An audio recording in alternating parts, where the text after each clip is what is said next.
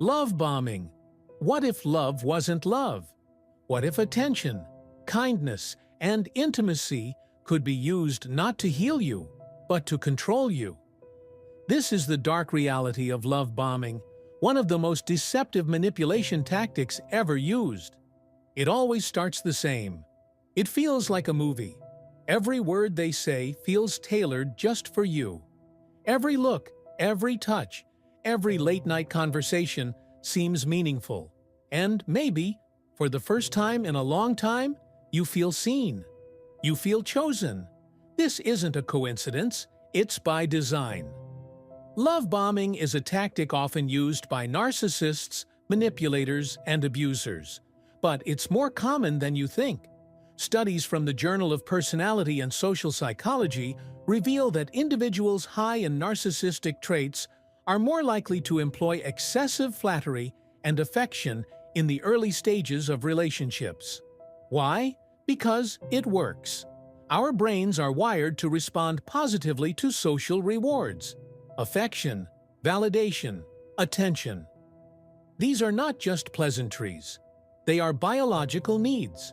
When someone floods you with these stimuli, your brain releases dopamine, the same chemical associated with pleasure, addiction, and reward. You don't just feel happy, you feel hooked. At first, you welcome it. Of course you do. Why would you question kindness? But what you don't notice is the speed. It's always fast, faster than a normal bond. The compliments, the gifts, the "you're my soulmate" after just a few weeks. This is the first red flag, but it rarely feels like one. Because it feels good. And then, they pull away. Suddenly, the texts slow down. The attention fades. The compliments stop. And without realizing it, you begin to chase. Not because you want to, but because you've been trained to. Psychologists call this intermittent reinforcement. It's the same mechanism used in gambling addictions. You don't get the reward every time, but just often enough to keep you playing. You justify their silence. Maybe they're busy. Maybe I said something wrong. Maybe if I try harder, they'll love me again. But you don't realize you're no longer in control. You're in a cycle. Flood you. Withdraw. Flood you again. And each time, you sink deeper. Your boundaries are lower. Your doubts grow. And the manipulator doesn't even have to work anymore. You're doing it to yourself. This is the genius and cruelty of love bombing. It creates dependency. In a 2017 study on emotional abuse patterns, researchers found that victims of love bombing experience higher rates of self-blame and identity confusion. Because how can you question the person who made you feel so loved? Surely it must be you, right? This is how the cycle strengthens itself. You start adjusting who you are to get the reward back. You abandon your boundaries. You suppress your needs. All for the hope of returning to how it was in the beginning. But the beginning was never real. It was bait. Then comes the most dangerous part: self-gaslighting. You no longer need them to manipulate you. You do it on your own. You start to silence your instincts. You convince yourself you're the problem. You apologize for things you never did. You excuse their neglect, their cruelty, their distance. And just when you reach your breaking point, they flood you again, like nothing ever happened, and it feels so good that you forgive and you stay. Love bombing isn't just emotional manipulation. It's a psychological trap, carefully crafted to erode your sense of reality, autonomy, and self-worth. It feels like love. It looks like love. But underneath it all, it is nothing but control. Fear-mongering. What if I told you that fear isn't just an emotion? It's a tool, a weapon, one that can shape societies, break individuals, and control entire nations. This is the terrifying power of fear-mongering. Fear is, by design, essential for survival. Thousands of years ago, it kept us alive. The rustle in the bushes might be a predator. The dark could be hiding danger. Fear made sure you stayed alert. It made sure you survived. But today, fear is not just in the wild. It's manufactured, engineered, weaponized, and most of us don't even notice. You don't have to look far. Turn on the news, scroll through social media, listen to political speeches. Fear is everywhere. Notice how many headlines start with, "You're at risk." "Is your family safe?" "Experts warn." This isn't random, it's deliberate. In psychology, this tactic is known as fear appeal, and it has been studied for decades. Researchers like Witta and Allen, 2000, demonstrated that fear, when paired with an urgent call to action, is one of the most effective ways to change human behavior. It's so effective that it's used in advertising, politics, even public health. But in the wrong hands, it becomes manipulation. The formula is simple. Step 1, make you afraid. Step 2, give you the solution. But only if you follow them. Step 3, repeat until you no longer question. Fear is uniquely powerful because it bypasses logic. When you're afraid, the amygdala, the brain's fear center, hijacks rational thinking. You stop asking, "Does this make sense?" and instead ask, "How do I stay safe?" This is why fear-mongering is so effective. It makes you prioritize survival over truth. And when you're scared enough, you'll accept almost anything. A false promise, a dangerous leader, an invasive policy, a harmful relationship.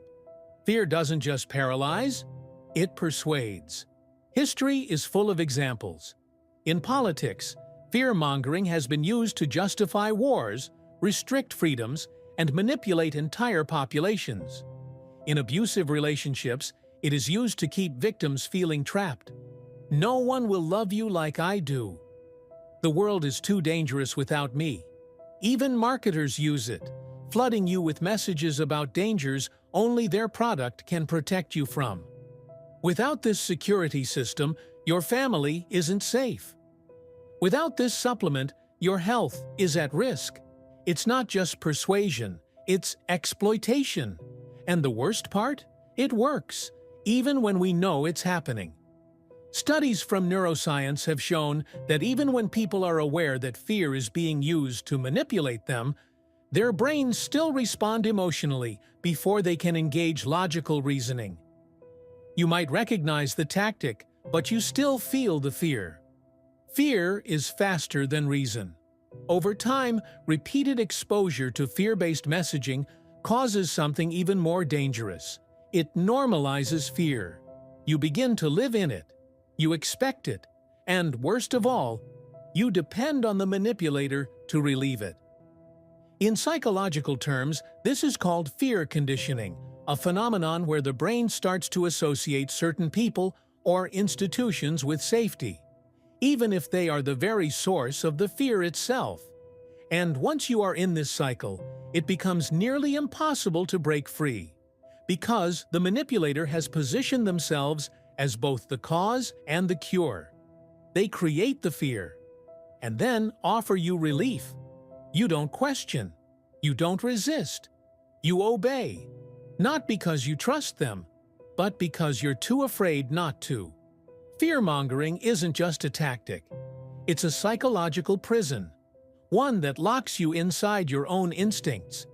It steals your ability to think freely, to doubt, to resist. And until you learn to see it for what it is, you may never even realize you're trapped. Emotional blackmail. What if love could be turned into a weapon? What if every tear, every sigh, every silence wasn't just an expression of emotion, but a calculated strategy? This is the chilling reality of emotional blackmail. A manipulation so subtle, yet so devastating that most don't even notice it happening. At first, it looks like care, like someone who is just emotional, sensitive, maybe even fragile. They seem deeply affected by your actions, your words, your choices. And because you care, you want to fix it. You want to soothe them. You want to make them feel better. But what if you are not just comforting them? What if you are being controlled? Emotional blackmail is not random. It is a conscious or unconscious manipulation where emotions, guilt, fear, obligation, are used as chains. The manipulator doesn't have to raise their voice. They don't even have to make threats. Sometimes it's just a lingering silence, a disappointed look, a subtle, "I guess you don't love me as much as I thought." And you? You fill in the blanks. You punish yourself. You alter your behavior, not because you want to, but because you feel you must. In psychological literature, emotional blackmail is often linked to what's called the FOG model: fear, obligation, and guilt. Susan Forward, who popularized this model, described how manipulators create a fog so thick that victims can't see clearly. Fear of loss, obligation to meet expectations, guilt for causing pain. When these three emotions are combined, they override reason. You don't stop to ask, "Is this fair?" You only ask, "How can I make this stop?" The most dangerous part is that emotional blackmail often disguises itself as love. "If you leave me, I don't know what I'll do. After everything I've done for you, this is how you repay me? You're the only person who understands me." These phrases sound like vulnerability, but underneath, they are demands. They are ultimatums dressed as affection. You don't realize you're being forced to choose between their happiness and your freedom. And it works, because humans are wired for empathy. When someone you care about is in pain, even if it's manufactured, you feel responsible. You want to help. You want to fix it. Neuroscientific research shows that when we perceive others in distress, our brains activate the mirror neuron system, making us feel a version of their suffering ourselves.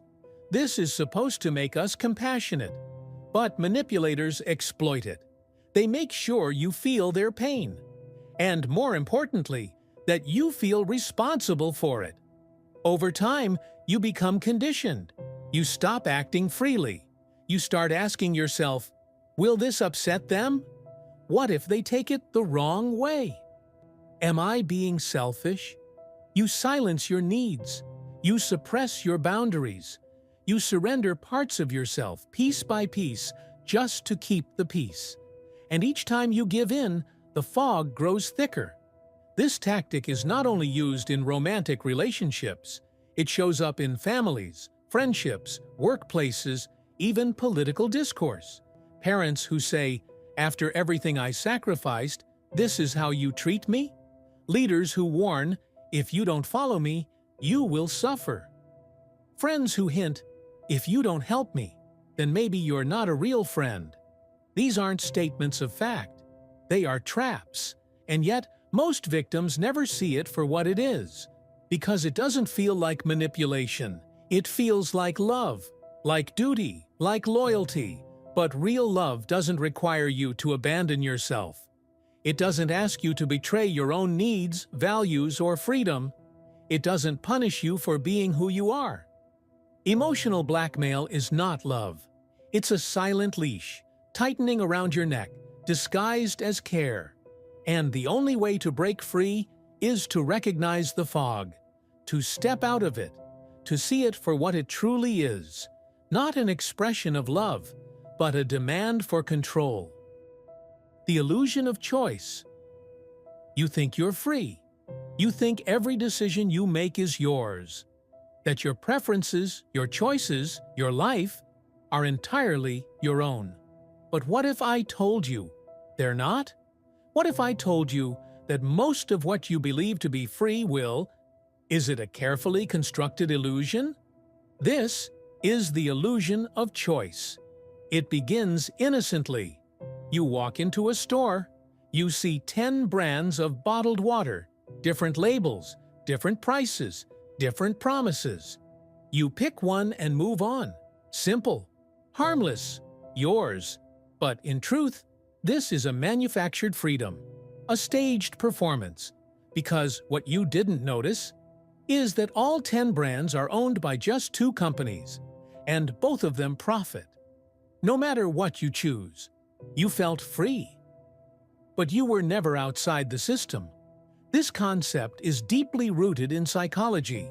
In a now famous 2000 study by Sheena Iyengar and Mark Lepper, researchers offered customers either 6 or 24 varieties of jam to sample.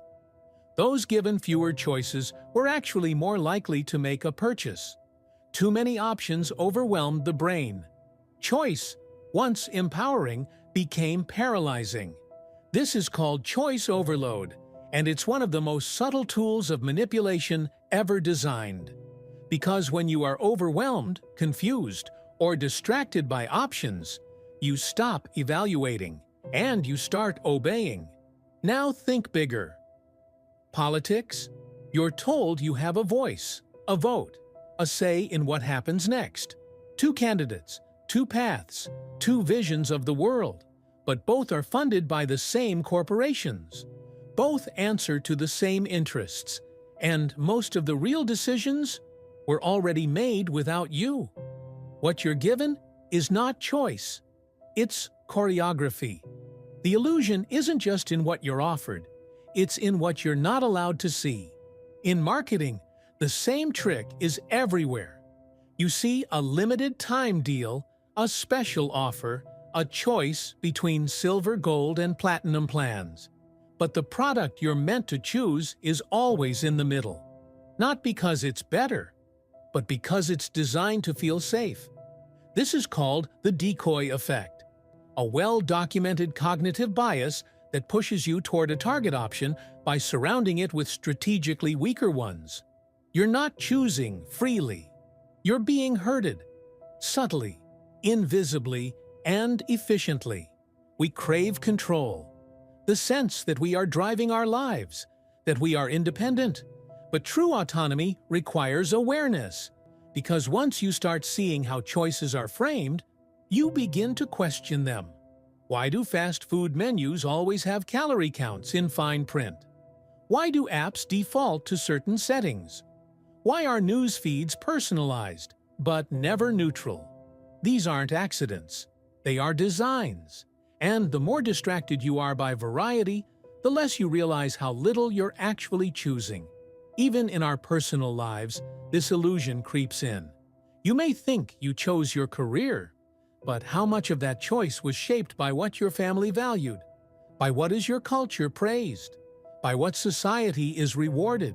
You may think you chose your partner, but how many people were you even exposed to? On dating apps, your preferences are guided by algorithms built on your past behavior, not your future potential. Every choice we make is shaped by invisible architects, designers of emotion, expectation, and limitation. And perhaps the most dangerous illusion of all is believing you're immune to it. Not me. I think for myself. But that's the point. Everyone thinks that. No one believes they're being influenced. Until it's too late. Until they realize that even their skepticism was anticipated, planned for, manipulated. The illusion of choice is powerful, not because it takes freedom away, but because it makes you believe you still have it. And once you believe that, you stop questioning. You stop resisting. You live inside a cage that looks like an open field, and you call it freedom. Exploiting empathy. Empathy, the ability to feel what others feel, the foundation of kindness, the thread that ties us together as human beings. But what happens when someone pulls on that thread? Not to connect, but to control. You see, empathy is not just a virtue. It's also a vulnerability. And manipulators have known this for centuries. They don't overpower you. They don't threaten you. They don't even have to convince you.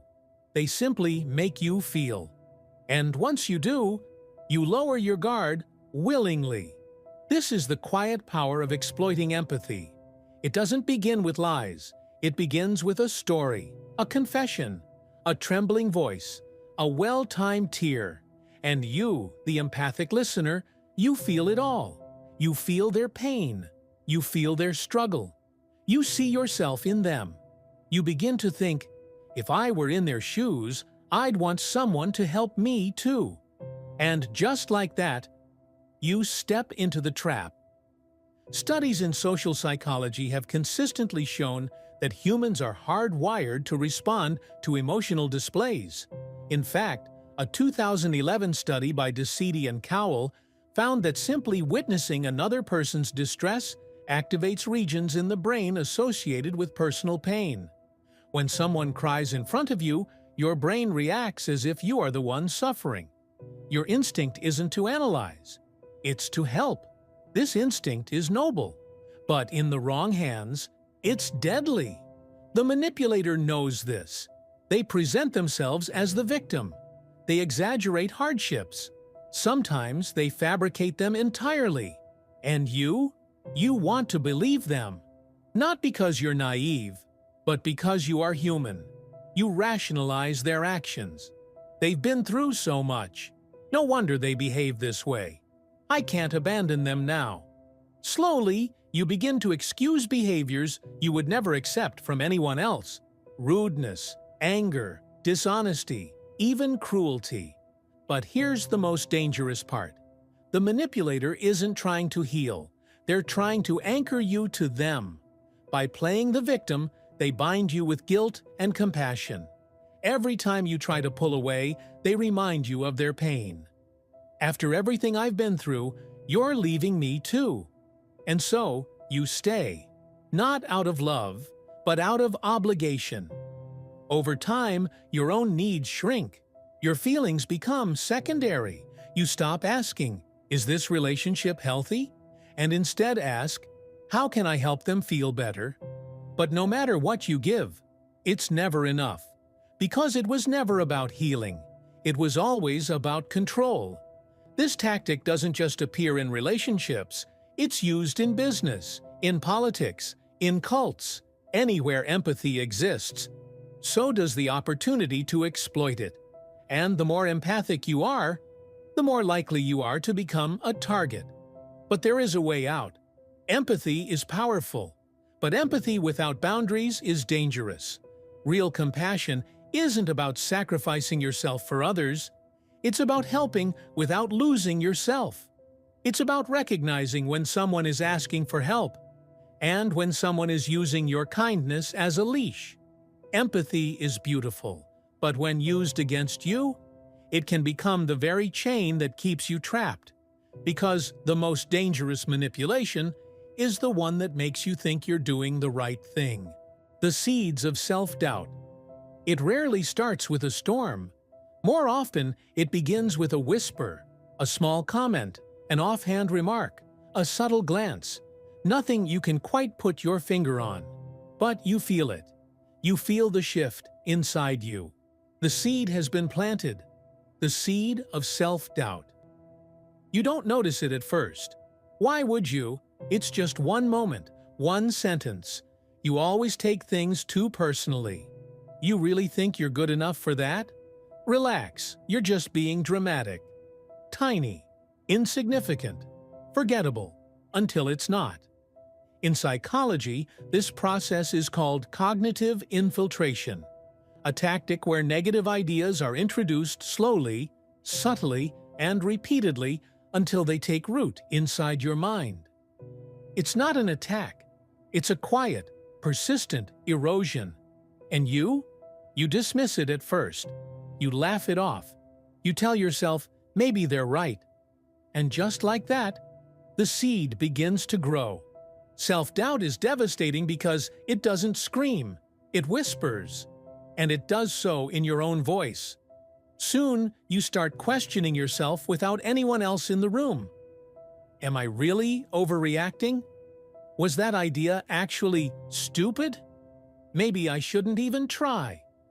And every time you silence yourself, every time you swallow your thoughts, the roots of that seed grow deeper. Research shows that repeated exposure to subtle negative feedback reshapes the brain's self-schema, the mental framework through which you view yourself. Studies in social cognition have revealed that individuals subjected to persistent criticism and belittlement begin to internalize these messages, altering their perception of who they are and what they are capable of. You don't just think you might fail, you start to believe you were never capable in the first place. And the manipulator? They don't even have to try anymore. Because now, you're doing it to yourself. You apologize when you've done nothing wrong. You lower your expectations. You hesitate to speak up. You silence your instincts before anyone else gets the chance. This is how the seed blossoms. Into insecurity, into dependence, into control. And the cruelest part? It can happen anywhere. In relationships, in workplaces, in families, even in entire communities. Manipulators know that the most effective way to control someone is to make them doubt themselves first. If you can't trust yourself, you'll trust anyone who sounds more confident than you. This is the hidden mechanism behind gaslighting, love bombing, and dozens of other manipulation tactics. They all rely on this simple truth: a person full of doubt is easy to lead. And once the roots are deep enough, it doesn't matter how smart, kind, or capable you are. You won't even try. You'll second-guess every step. You'll seek permission before you act. You'll hand over control, not because you want to, but because you believe you're unworthy of having it. But there is something manipulators fear: awareness. Because once you see the pattern, once you recognize the seed, you can rip it out. It isn't easy. It takes time. But you were never powerless. You only believed you were. Self-doubt isn't truth. It's an infection, planted by those who fear your strength. And every time you choose to trust yourself again, you starve it. The question is, will you?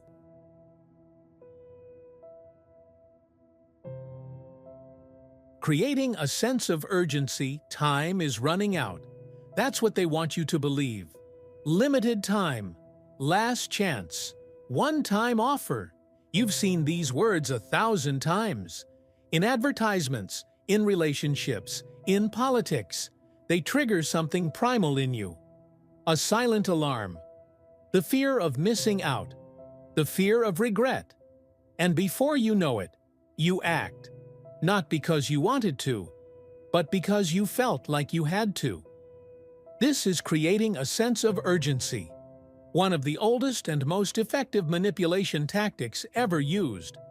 Urgency hijacks your decision-making process. It tells your brain, if I don't act now, I'll lose everything. And the mind, under pressure, stops thinking carefully. Neuroscientists have found that urgency triggers the fight-or-flight response. The amygdala, the brain's fear center, overrides the prefrontal cortex, the part responsible for logic and planning. In simple terms, you don't weigh the pros and cons, you react. The manipulator knows this. They don't need to convince you with reason. They just need to convince you with time. This is your last chance. If you don't decide today, the offer is gone. You'll regret it if you don't act now. These phrases aren't information. They're weapons. And most of the time, there is no real urgency, no real deadline, just a pressure designed to make you skip the thinking part. But this tactic isn't just used by salespeople. It appears in toxic relationships, in cults, in scams, and even in workplaces. If you don't commit to me now, I'll find someone else. If you don't take this opportunity immediately, it will be gone forever. You have to decide right now. There's no time to think. Urgency makes you feel like waiting is dangerous, like reflection is risky. But ask yourself, why would anyone genuinely fear your patience? In a 2013 behavioral economics study, researchers found that people under time pressure were 300% more likely to make irrational choices compared to those given time to reflect. Manipulators don't want you to be calm. They want you rushed, because urgency creates compliance. You don't want to lose the deal. You don't want to lose the person. You don't want to lose the moment. So you act quickly, blindly, and often regretfully. But here's the quiet truth most manipulators hope you never realize. Real opportunities don't demand panic. Real love doesn't rush you. Real offers survive reflection. If someone is forcing you to decide now, it's not because they care about you, it's because they care about what they'll gain before you have time to think. Notice the pattern. It's everywhere. From online shops screaming only 3 left in stock, to political figures warning act now or lose everything. To the partner who says, if you don't say yes now, it means you don't love me. This isn't urgency. It's a trap disguised as opportunity. The power of this tactic lies in its ability to make you betray yourself. You rush, you comply, you agree, and only later, in the quiet, do you realize you never actually made a choice. You were pushed, but the antidote is simple. Silence. Pause. Breathe. Urgency dissolves under scrutiny, because the truth is, anything worth choosing is worth thinking about. Priming effect. It happens before you even notice, before you make a choice, before you form an opinion, before you speak. A silent suggestion, a hidden nudge, a whisper you don't hear, but you feel. This is the priming effect, one of the most subtle and dangerous psychological tricks, because it doesn't force you, it prepares you. Priming is the art of influencing your behavior without you ever realizing it. It works by exposing you to a stimulus, a word, an image, a sound, a symbol, which subtly shapes how you interpret everything that comes next. You don't even notice the shift, but it's there, and it can change everything. The most famous example? In 1996, psychologists John Bargh, Mark Chen, and Lara Burrows conducted an experiment. Participants were asked to unscramble simple sentences. Some contained words related to old age, Florida, retired, bingo. And after completing the task, participants unknowingly walked slower when leaving the lab, as if they themselves had aged. They weren't told to walk slower. They weren't even thinking about aging. But their minds had been primed, and their bodies obeyed.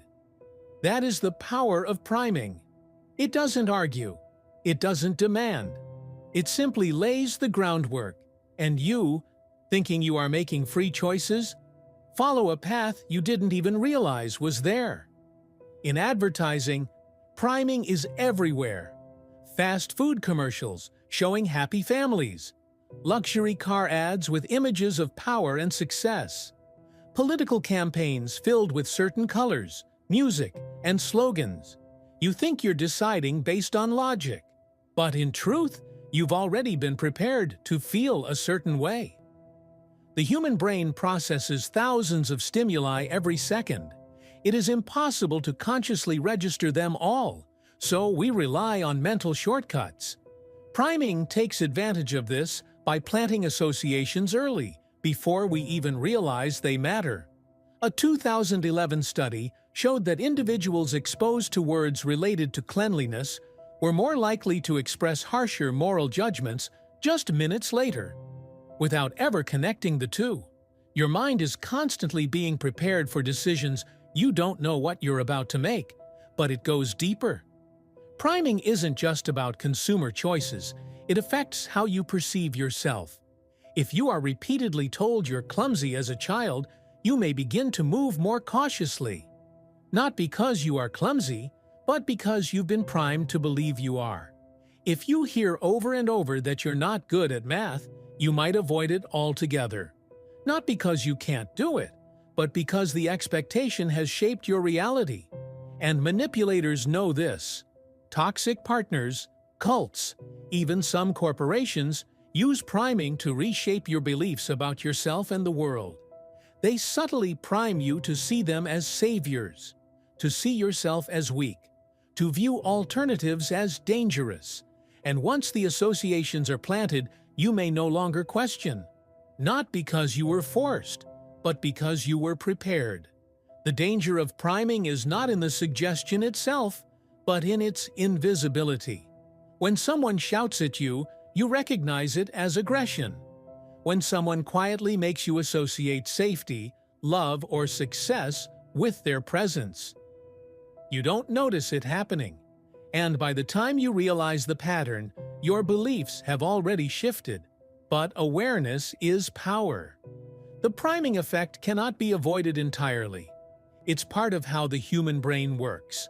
But once you start noticing the patterns, the ads, the words, the emotional hooks, you can pause. You can ask, is this really my choice? Because sometimes, the most dangerous manipulations aren't the ones you see. They're the ones you don't. Foot in the door technique. It starts small. A favor, a simple request, something so minor you barely notice. Can you help me for just a second?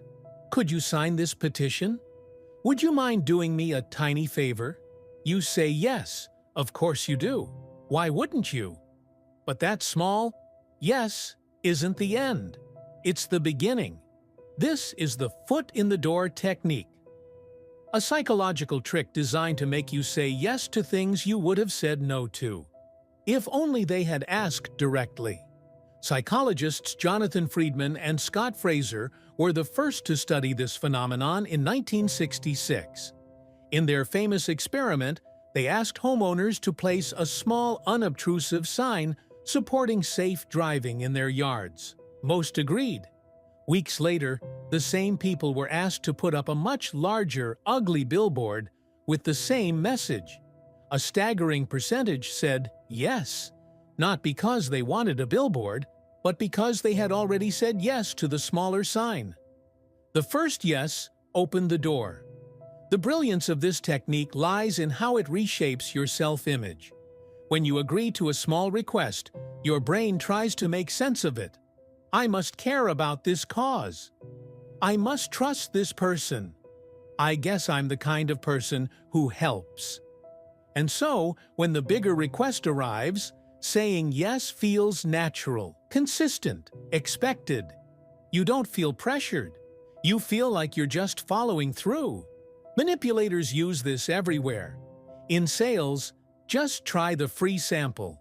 In relationships, can you just stay a little longer? In cults, why not attend just one meeting?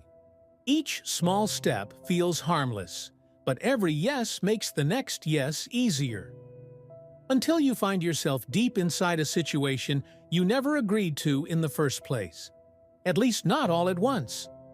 The danger of the foot in the door technique isn't that you're being forced, it's that you are being led, gently, quietly, without resistance, because you're not saying yes to the big thing. You're just saying yes to the next small thing, again and again and again. But here's what most people never realize. The trap isn't built with chains, it's built with small favors, with innocent agreements, with gradual escalation. And by the time you notice, the door isn't just open, you're already inside. Authority bias. We like to believe that we think for ourselves, that we make decisions based on reason, logic, and evidence. But the truth? We obey. Not always because we want to, but because we are told to. This is authority bias, the tendency to trust, follow, and comply with people we perceive as figures of authority, even when they are wrong, even when it's dangerous. In the 1960s, psychologist Stanley Milgram shocked the world. In his famous experiment, ordinary people were instructed by a researcher in a white lab coat to administer increasingly severe electric shocks to another person. Most participants obeyed, even when the person receiving the shocks screamed in pain, even when they believed the person might die. Why? Because the man in the lab coat told them to. Milgram's study revealed a terrifying truth. People will go against their own moral judgment if instructed by someone they perceive as legitimate authority. And it doesn't just happen in laboratories. It happens in workplaces, in families, in cults, in society. We follow titles, uniforms, and status symbols. We trust the doctor because of the white coat, the politician because of the podium, the manager because of the title. And once authority is established, obedience follows. Authority bias is powerful because it gives us relief. If the expert says it's fine, we don't have to question. If the leader says it's right, we don't have to think. It replaces personal responsibility with external permission. And manipulators know this. They wear the right clothes. They use the right language. They claim the right credentials. Not because they are right, but because they know you'll trust them if they look like they are. But the danger isn't just blind obedience. It's the silence that comes with it. When people around us obey, we do too. When no one questions the leader, we don't either. And in that silence, authority becomes absolute. Authority bias isn't about strength, it's about illusion. The uniform isn't power, the title isn't truth. The appearance of credibility is not credibility itself. And yet, time and time again, people fall into the same trap. Not because they are weak, but because they are human. The halo effect. You see someone, they smile, they speak well, they seem confident, and without realizing it, you start believing they're also intelligent, trustworthy, kind, competent. But why? Where did you get that information? Did they prove it? Or did your mind just fill in the blanks? This is the halo effect. A psychological phenomenon where one positive trait makes us assume the person has many others. The term was first coined by psychologist Edward Thorndike in 1920. He noticed that military commanders often rated their soldiers higher on traits like intelligence, reliability, and leadership if they simply looked more attractive or confident, even if there was no real evidence. And the effect didn't just happen sometimes, it happened consistently. One good impression spilled over into unrelated judgments. The halo effect is everywhere, in hiring, in dating, in politics, in advertising. Attractive people are perceived as more competent. Confident people are seen as more trustworthy. Famous people are assumed to be smarter, wiser, better, but it's not real. It's an illusion your mind creates to make sense of incomplete information, and manipulators exploit this effortlessly. The charming boss who hides toxicity behind a smile. The partner who makes you ignore red flags because of their charisma. The celebrity selling products they've never even used. You trust them, not because you have proof, but because your brain wants to believe that good in one area means good in all areas. The halo effect is dangerous because it shortcuts critical thinking. Instead of asking, "Are they trustworthy?" you ask, "They seem nice, so they must be trustworthy, right?" And once the halo is in place, it's hard to see past it. Flaws are minimized. Warnings are ignored. Doubts are silenced. Not by them, but by you. The truth? People are complex. No one is entirely good or entirely bad, but the halo effect paints people in extremes. It blinds you until you mistake the light for the person themselves. And by the time you realize it, the damage is often already done. Social proof. Exploitation people follow people. It's how we survive. It's how we learn. It's how we avoid danger. But what if this instinct, the instinct to copy, to trust the group, could be turned against you? This is social proof exploitation, one of the most common and devastating manipulation tactics used today. Social proof is natural. When you see a crowded restaurant, you assume the food is good. When a video has millions of views, you assume it must be worth watching. When everyone seems to agree on something, you feel like you should too. This instinct once kept our ancestors alive. If everyone ran from the fire, so did you. No time to question. Just survive. But in the modern world, this instinct is no longer about survival, it's about control.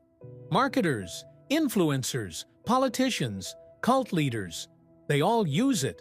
The fake reviews, the bot followers, the staged crowds, the manufactured trends.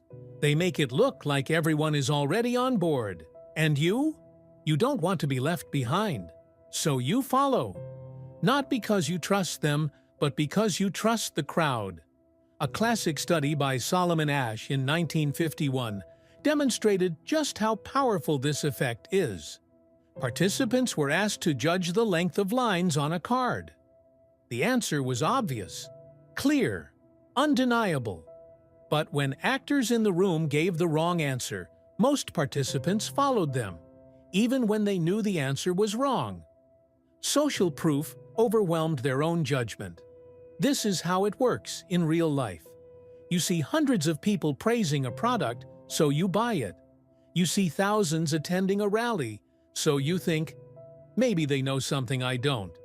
In toxic relationships, it shows up when everyone seems to like the person who mistreats you. He's so charming, they say. In cults, it shows up when everyone is smiling, even as they give away their freedom. And you think, if they're all fine with it, maybe I should be too. The manipulator doesn't need to convince you directly. They just need to create the appearance that everyone else is already convinced. You fear standing alone more than you fear being wrong. And so, you silence your doubts. Social proof is powerful because it is invisible. It looks like your choice. It feels like your idea, but it's not. It's the result of someone carefully arranging the room around you so that you fall in line without ever realizing you were following. Neuro-linguistic programming. Words shape reality. Not just the words you speak, but the words you hear, the words you believe. Neuro-linguistic programming, or NLP, is the practice of using language to subtly rewire thoughts, emotions, and behavior. And while some call it self-help, others know it for what it really is: a tool for control. NLP was introduced in the 1970s by Richard Bandler and John Grinder, who believed that human behavior could be modeled, replicated, and changed simply by understanding the patterns of language and thought. At its core, NLP claims that by changing the words you use and the way you use them, you can change how people think, without them knowing. The manipulator doesn't push you. They guide you, gently, skillfully, until you believe the thought was yours all along. It starts with mirroring, copying your body language, your tone, your pace. This creates instant trust. Your brain thinks, they are like me. I feel comfortable. I can trust them. Next comes anchoring, linking specific emotions to certain words or gestures. Smile while saying, you feel calm. Touch your shoulder when saying, you are safe. Do this enough times, and soon, just the smile or the touch will trigger the feeling. Even without the words, NLP often involves presupposition. Phrases that sneak suggestions into ordinary sentences. Instead of saying, will you trust me? They say, when you trust me? Your brain skips the question and accepts the premise. The manipulator bypasses your defenses not by arguing, but by planting seeds directly into your subconscious. In therapy, this technique may be used for healing, but in the hands of manipulators, it's used to bend your reality. In relationships, they make you feel safe when you should feel afraid. In business, they make you believe you need what you don't. In cults, they make you feel that obedience is freedom. NLP isn't magic, it's structure, it's technique, it's knowing which words to say and when to say them. And because most people don't notice it, they follow along believing it was their own decision. Playing on insecurities. Insecurities, the silent fears you rarely speak aloud. Not smart enough, not attractive enough, not strong enough, not enough. Everyone has them. and manipulators know exactly how to find them. And worse, how to use them against you. It begins small, a joke, a passing comment. You really think you can handle that? You're so sensitive. Not everyone is meant for this. You brush it off. You pretend it doesn't bother you, but it does, because deep down it echoes what you already fear about yourself. This is how the trap is set. In psychology, this is called insecurity exploitation. The manipulator doesn't need to invent your doubts. They just need to amplify the ones that already exist. They identify your weak spots, press on them gently, repeatedly, until you begin to believe you are the problem. Soon, you start to second-guess everything, your choices, your voice, your dreams. You hand over your confidence piece by piece, hoping for reassurance from the very person who is breaking you. And when they occasionally give you that reassurance, you're not so bad after all. See? You did okay. It feels like a gift, but it's not a gift. It's a leash. This cycle is deliberate. The more you doubt yourself, the more you need them to tell you who you are. And each time you ask for validation, they gain a little more control. It doesn't just happen in relationships. It happens in workplaces, in families, in friend groups.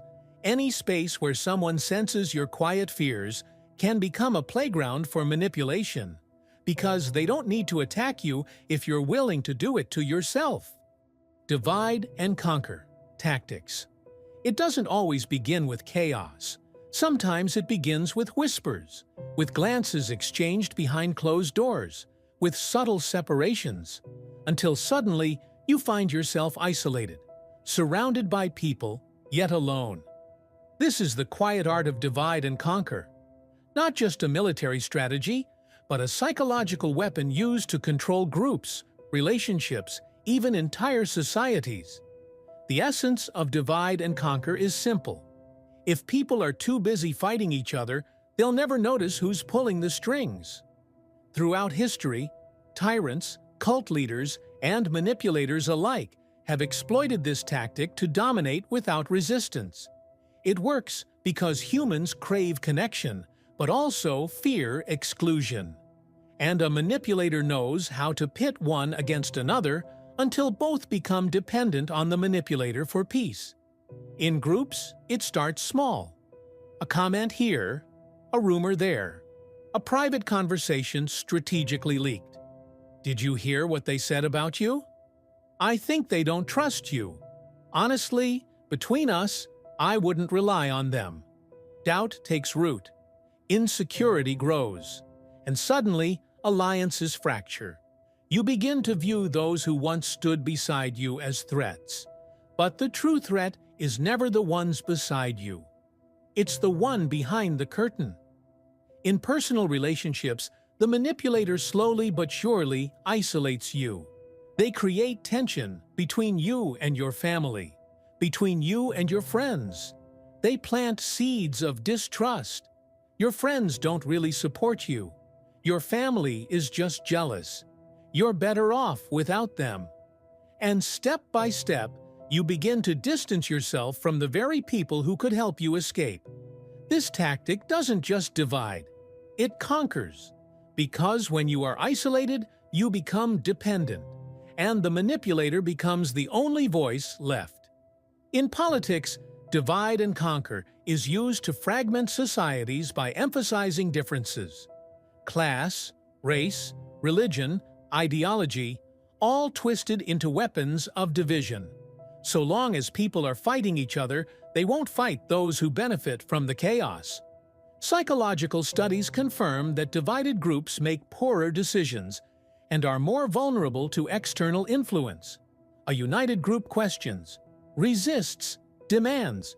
A fractured one obeys. Divide and conquer isn't about brute force. It's about breaking the bonds that makes resistance possible. The most dangerous part? It often works without you ever realizing it's happening. You think the conflict is organic, that the tension came from within, that you chose to distance yourself, but you didn't. The choice was planted, and by the time you see the pattern, you may already be alone. But awareness is the antidote. When you start asking, who benefits from this division?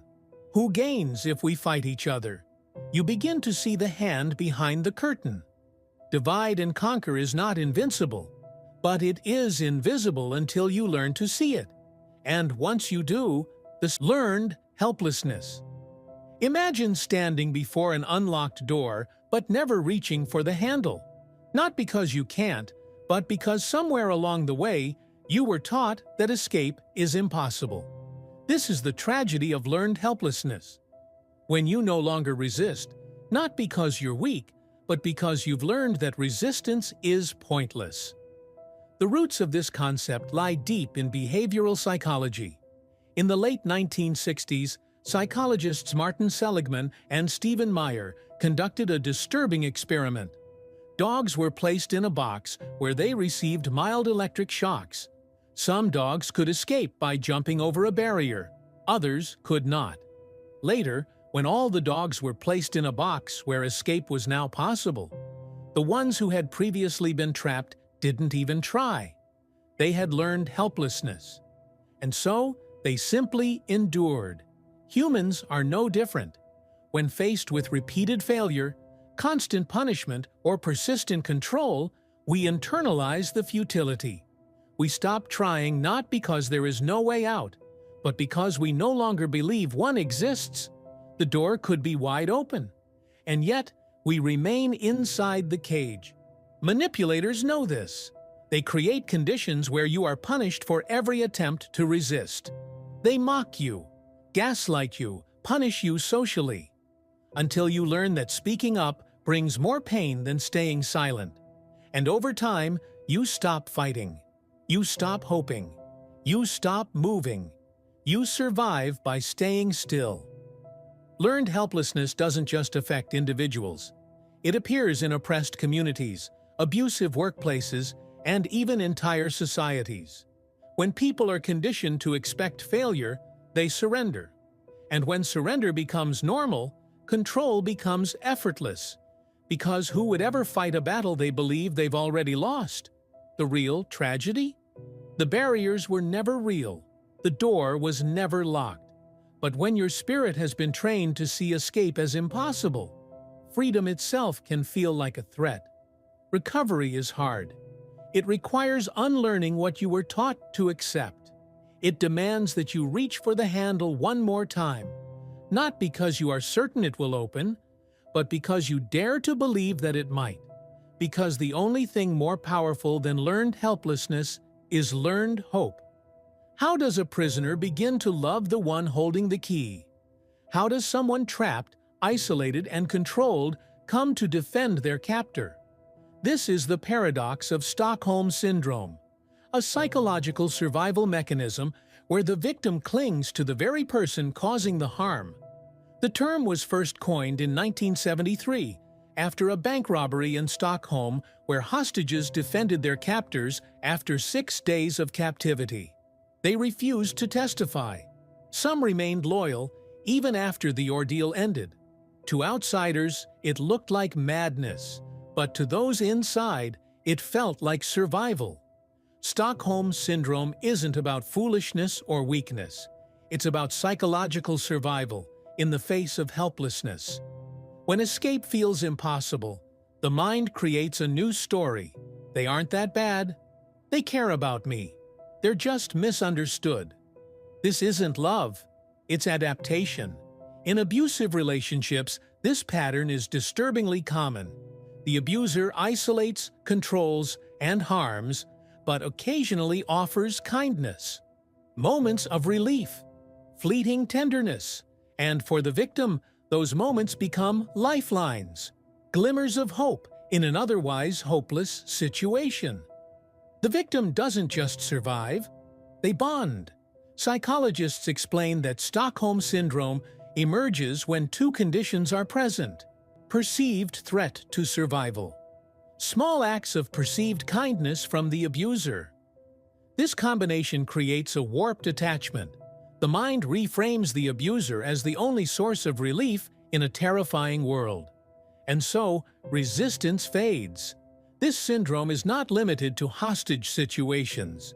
It shows up in toxic families, abusive relationships, manipulative workplaces, anywhere someone holds power over another and uses both fear and affection to control them.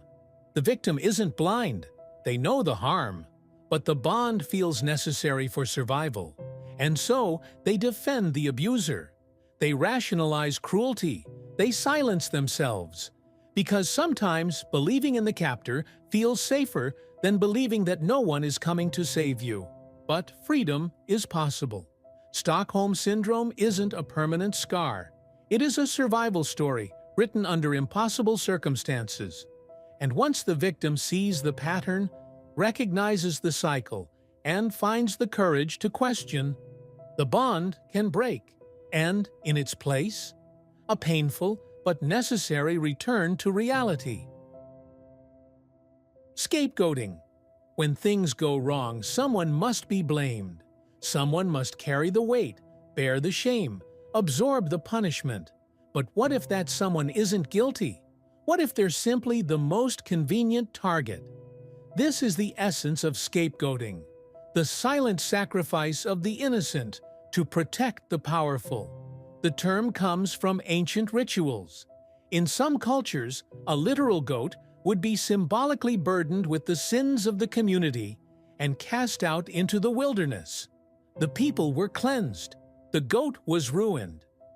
Today, the goat isn't an animal, it's a person, a child in a family, an employee in a company, a citizen, a group, an entire population. Scapegoating serves one purpose: to relieve the group's discomfort without addressing the true cause of the problem. It creates an illusion of control. If we can just blame someone, punish them, cast them out, everything will go back to normal. But beneath the surface, the real issue remains. In families, the scapegoat is often the child who challenges the dysfunction, the truth teller, the question asker, the one who refuses to play along. Rather than address the chaos, the family blames the child. "You're the reason we're unhappy. If you weren't so difficult, everything would be fine." And slowly, the scapegoat begins to believe it. In organizations, it's the employee who takes the fall for poor leadership. In societies, it's the minority group blamed for economic collapse, violence, instability. The group unites not around truth, but around blame. And the scapegoat stands alone. Psychological studies show that scapegoating reduces anxiety within groups in the short term. By targeting one person, the collective feels safer, cleaner, more righteous. But the damage to the scapegoat is profound. They internalize the shame, the guilt, the worthlessness. And even if they leave, they often carry those burdens for years. The manipulator often plays the victim, saying, "I had no choice." They brought this on themselves. But scapegoating is never about justice. It's about preserving power, and the scapegoat is the easiest to sacrifice. Yet, there is a hidden strength in being the scapegoat.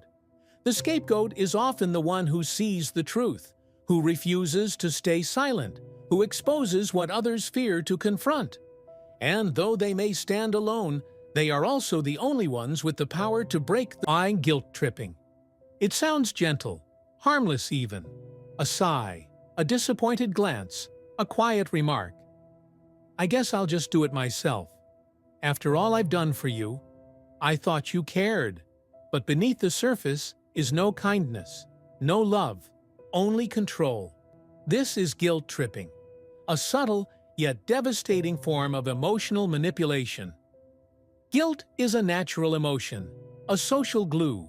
It reminds us to consider others, to repair, to make amends. But when guilt is used as a weapon, it no longer connects. It traps. The manipulator doesn't ask. They don't confront each other. They imply. And you fill in the blanks. Psychologists describe this as emotional coercion. Rather than demanding compliance, the manipulator makes you volunteer it. You apologize without knowing what you did. You sacrifice without understanding why. Because it feels worse not to. In families, after all we've done for you, this is how you repay us? In relationships, I guess I'm just not important to you anymore. In workplaces, I thought you were a team player. It's never direct. It's always just enough to make you feel selfish, uncaring, guilty, and guilty people are easy to control. Over time, you begin to preempt the guilt. You avoid conflict. You stay silent. You give before they even ask. Not because you want to, but because you're afraid of disappointing them. And this is exactly what the manipulator wants. Studies show that chronic guilt tripping leads to anxiety, low self-esteem, and learned helplessness. You no longer stand up for yourself. You no longer recognize your own needs as valid. Instead, you carry the emotional weight of someone else's manipulation. But guilt only works when you accept the premise, when you believe that you are the problem, and when you begin to ask, "Am I really at fault? Or is this just their way of controlling me?" You take back what was always yours, your right to say no. Hoovering. You finally break free. You step away. You reclaim your space, your voice, your life. And just when you think it's over, they pull you back in. A sudden apology, a heartfelt message, a promise that this time will be different. This is hoovering, named after the vacuum cleaner because that's exactly what it does. It sucks you back in. Manipulators fear only one thing: losing control. And when you pull away, when you see the truth, when you start living without them, they panic, but they don't show you fear. They show you love. "I miss you. I've changed. Let's start over." Or worse, "I can't live without you. You're the only one who understands me." It feels authentic. It feels real. Because hoovering doesn't look like manipulation. It looks like love. Psychologists identify hoovering as a common tactic in cycles of abuse. Because the abuser knows they've pushed too far. They know you're ready to leave. So they switch roles. From aggressor to victim. From manipulator to savior. And the trap is reset. You want to believe them. You want to trust that this time it will be different. And that's what they count on. Because hope is easier to manipulate than fear. So you go back, not because you forgot the pain, but because you remember the good. But the cycle always returns. The promises fade, the kindness vanishes, the control tightens, and once again, you find yourself where you swore you would never be. Hoovering doesn't always come with flowers or apologies. Sometimes it's guilt. Sometimes it's threats. Sometimes it's playing on your fears of being alone. But the goal is always the same: get you back. But here's what they never tell you. Leaving wasn't weakness. It was courage. It was clarity. And every time you resist the pull, every time you say no more, you reclaim a piece of yourself they tried to steal. Because freedom isn't just walking away. It's refusing to return. Cultivating dependence. Imagine waking up one day and realizing you can't make a decision without someone else's approval. You hesitate. You doubt. You wait for their guidance.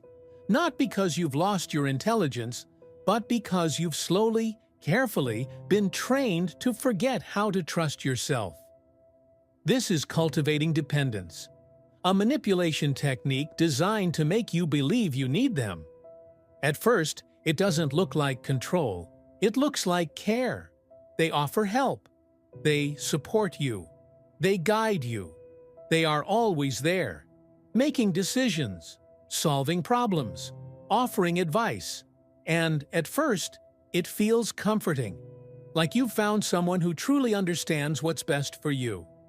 But slowly, the help becomes the leash. Psychological research calls this dependency conditioning. When one person systematically takes over the roles of decision-making and problem-solving for another, The second person gradually loses confidence in their own ability to act. You stop choosing. You start asking, "What should I do? What do you think? I don't trust myself without you." Not because you are weak, but because you were conditioned to feel helpless.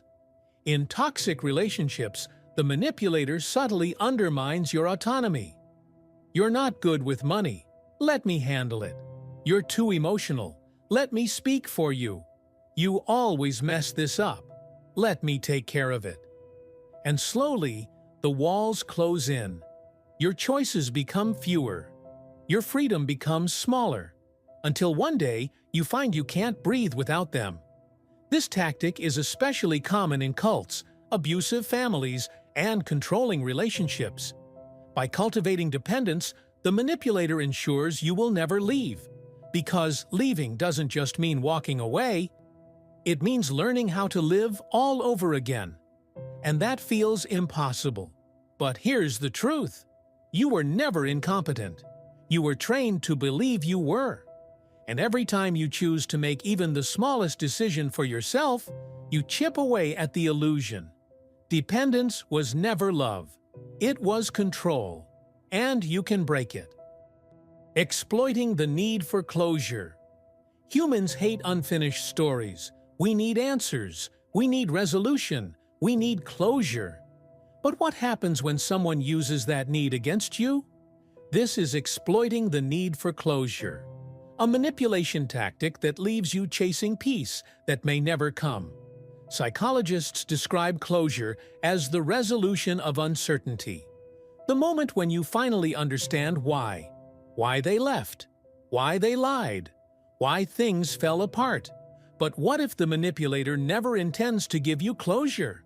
What if they keep you trapped in uncertainty on purpose? This tactic works because the human brain craves meaning. In 1996, psychologist Ari Kruglansky coined the term need for closure to describe the psychological discomfort caused by unresolved situations. And when people are deprived of resolution, they don't move on. They freeze. They obsess. They cling. Manipulators exploit this instinct. They give you partial answers, mixed signals, moments of tenderness followed by cold silence. "I just need time. Maybe someday, but not now. I'm not sure how I feel." These half-truths are not confessions. They are chains. They keep you waiting, wondering, hoping for the moment when everything will make sense. But that moment may never come.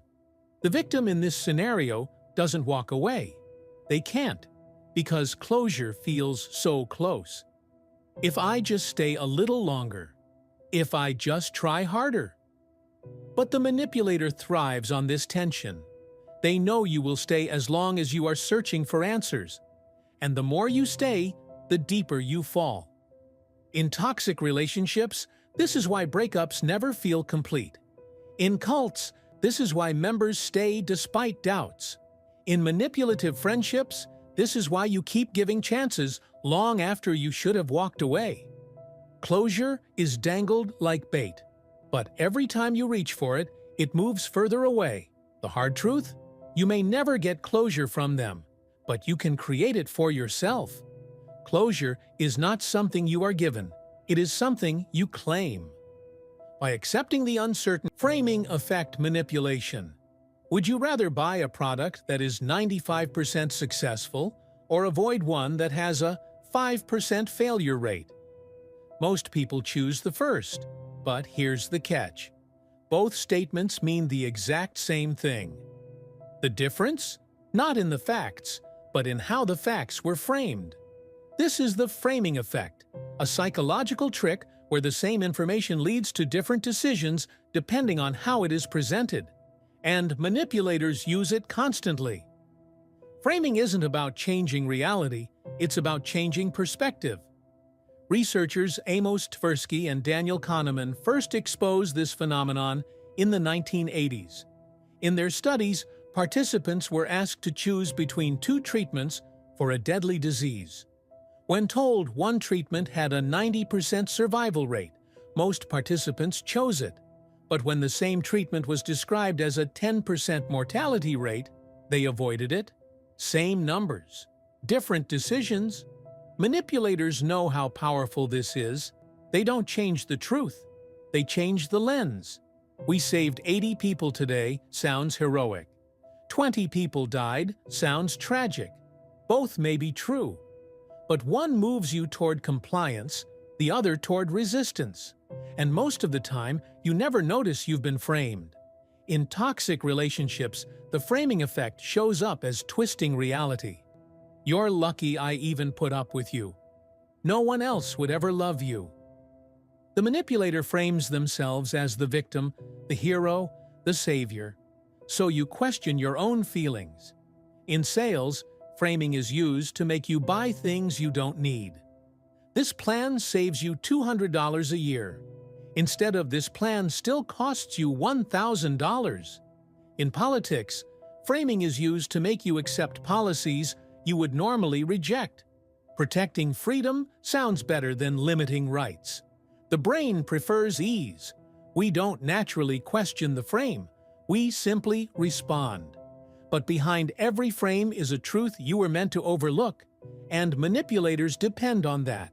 They don't need to lie if they can control how you see. Awareness shatters the frame. Next time you feel pressured by a statistic, a statement, an offer, ask yourself, is this the whole picture? Because sometimes the trap isn't in the facts, it's in how they were delivered. Anchoring effect. You walk into a store. You see a jacket marked $500, but discounted to $200. You feel like you're getting a great deal. But are you, or did someone plant an anchor in your mind? This is the anchoring effect, a psychological bias where the first number you hear becomes the baseline for every decision you make it afterward. And it's not just about shopping, it's about control. In psychology, anchoring refers to how initial exposure to a number, a value, or a situation alters how you judge everything that follows. Studies by Tversky and Kahneman showed that even random numbers can influence people's guesses on unrelated topics. The mind grabs onto the first thing it encounters and won't let go. Manipulators exploit this in every arena. In negotiations, normally this costs $1,000, but for you, $500. You think you've won. You didn't. In relationships, I'm usually so calm, but you make me angry. They anchor you to believe you are the problem. In cults, other groups don't care about you, but we do. Suddenly, they become your standard for love and belonging. Anchoring creates false expectations. It makes bad look normal. It makes average look special. It makes manipulation look reasonable. Because you are no longer judging the situation itself. You are comparing it to the anchor. And manipulators make sure you never question the anchor. It's subtle, it's quiet, but it's effective. Once anchored, you will bargain against your own interests. You will settle for less. You will accept more than you should. Not because you agree, but because the anchor made you think you were getting a good deal. The antidote is simple but powerful. Question the anchor. Compared to what? Who set this price? Is this actually a bargain or just a trick? Because once you pull up the anchor, you realize the shore was never as close as they made it seem. The Baader-Meinhof phenomenon. You hear a word for the first time. Suddenly, you hear it everywhere. A concept you just learned appears in every conversation, in every article, in every ad. Coincidence? Not exactly. This is the Baader-Meinhof phenomenon, also called the frequency illusion. And while it feels like the universe is sending you a message, what's really happening is far more dangerous.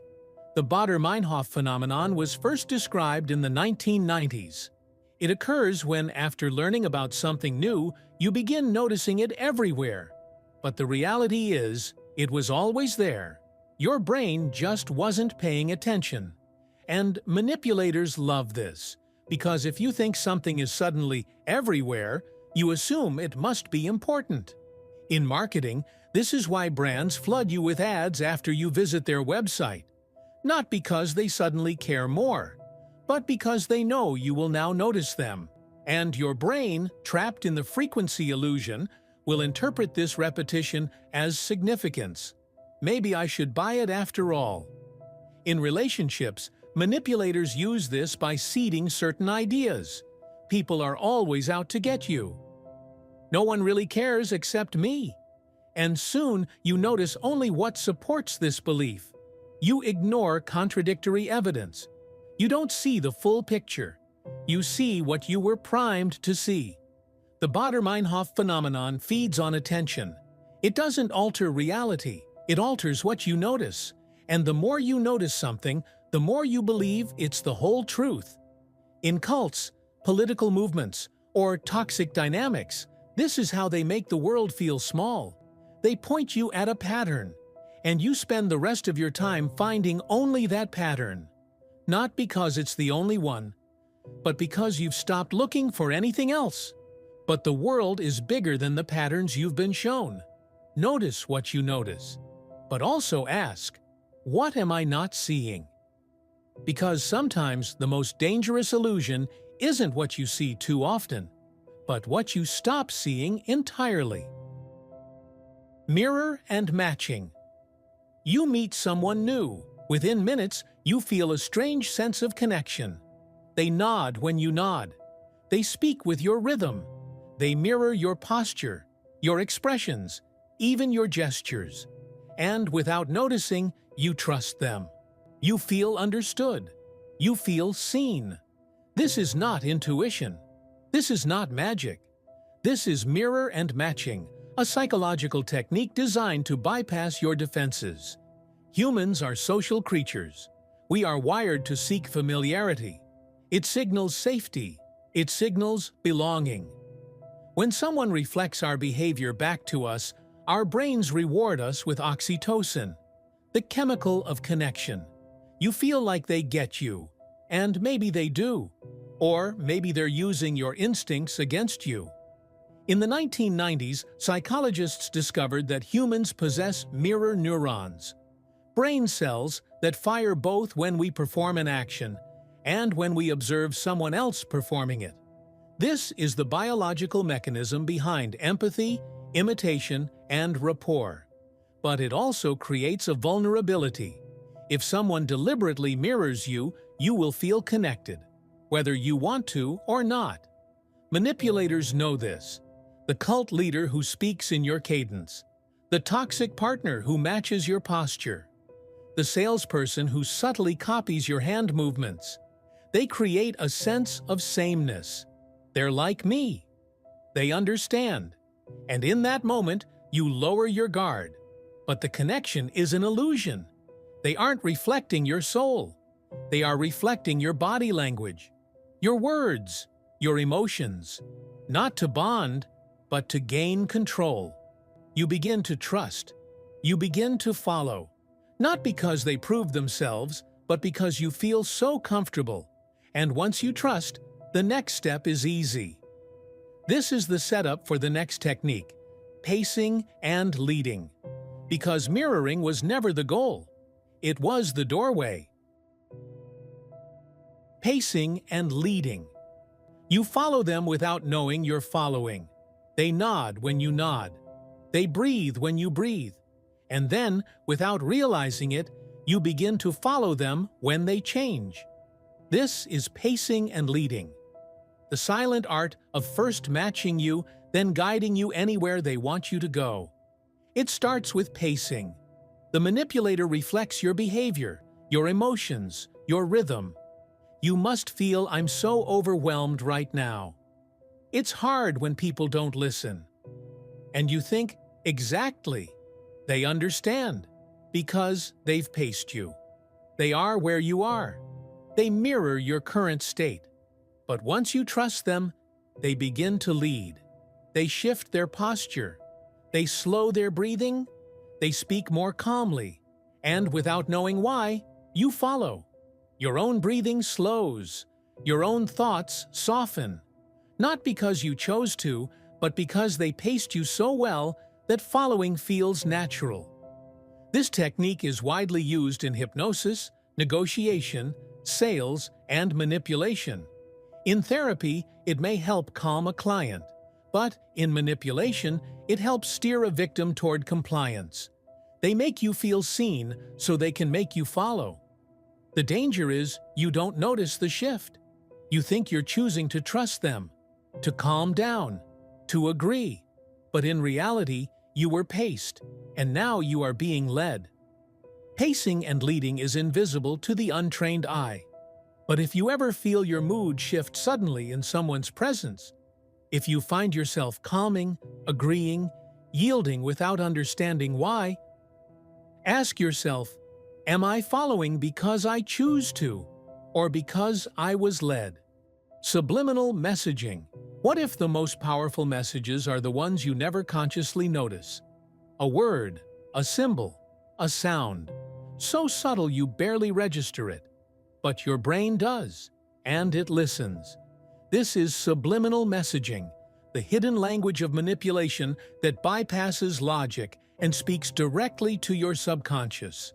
In 1957, James Vicary famously claimed he increased popcorn sales in movie theaters by flashing the words "Eat popcorn" and "Drink Coca-Cola" on the screen too quickly for viewers to consciously notice. While his exact study was later questioned, the idea was born: could hidden messages really control us? Modern research confirms that subliminal stimuli can influence mood, preference, and even behavior. Studies show that words or images presented below the threshold of conscious awareness can still activate emotional responses in the brain. And manipulators, advertisers, cult leaders, influencers have not ignored this fact. In media, you see flashes of symbols, color schemes, or sounds designed to prime your emotions. In relationships, you may encounter repeated phrases or patterns that subtly reinforce ideas without openly stating them. "You're nothing without me. No one else would understand." Repeated softly. Repeated often, until you start to believe. Subliminal messaging is dangerous because you don't notice it. You feel the result without seeing the cause. Your guard never goes up because you never see the attack.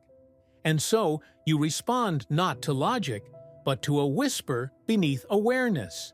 In cult indoctrination, in propaganda, in abusive dynamics. Subliminal cues are scattered everywhere. Words are chosen carefully. Images are designed precisely. And all of it aims not to convince you, but to program you. The antidote? Slow down. Question. Reflect. Notice when you feel swayed without knowing why. Because sometimes the most powerful manipulations aren't what you hear, but what you don't. Suggestive language and hypnosis. Not every command sounds like a command. Not every suggestion sounds like a suggestion. Sometimes the words you hear aren't telling you what to do. They're shaping what you will do. This is the subtle art of suggestive language and hypnosis, where words become instructions that bypass your critical mind. You've probably experienced it without knowing. You may begin to feel calmer now. You might notice how comfortable you're becoming. Notice the structure. It's not a direct order. It's not telling you how to feel. It's suggesting that you already feel that way. And surprisingly, most people's brains respond. This is the power of suggestion. In clinical hypnosis, suggestive language is used ethically to help clients reduce anxiety, break addictions, or process trauma. But outside the therapy room, this same technique can be twisted into a tool for manipulation. Because suggestion is strongest when you don't notice it. Manipulators use patterns of suggestion all the time. They say, "When you trust me, you'll see I only want what's best." Not if you trust them. When you trust them. Your mind accepts the trust as inevitable. Or they may say, "You're already starting to calm down." And even if you weren't, you begin to notice yourself relax. Suggestive language works because it bypasses logic and speaks directly to your unconscious. The tone, the pacing, the phrasing, all carefully crafted to lower your resistance. And once your critical thinking is bypassed, the manipulator can implant ideas without you even realizing it happened. In cults, in sales, in abusive relationships. This technique is used to create compliance without confrontation. There is no argument, no evidence, only suggestion. And suggestion is hard to fight when it feels like your own idea. So ask yourself, when you find yourself agreeing, calming, or complying, is this my decision? Or did someone just make it feel like it was? Creating a sense of scarcity. Only 3 left in stock. Offer ends tonight. You'll never get this chance again. These words ignite a quiet panic. You rush, you grab, you say yes before you think. This is the tactic of creating a sense of scarcity, a classic tool used to make you act before you reflect. Scarcity is one of the most primitive triggers in the human brain. Our ancestors knew that scarce resources meant survival or death. Food, water, shelter. When supplies were limited, action was immediate. And today, manipulators exploit that same instinct. In psychology, this is called the scarcity principle, famously described by Robert Cialdini. When something appears limited, its perceived value rises, not because it is better, but because it might disappear. And so, we act, fast, irrationally, not to get what we want, but to avoid losing what we fear we might never have again. Manipulators use scarcity in relationships. I won't wait forever.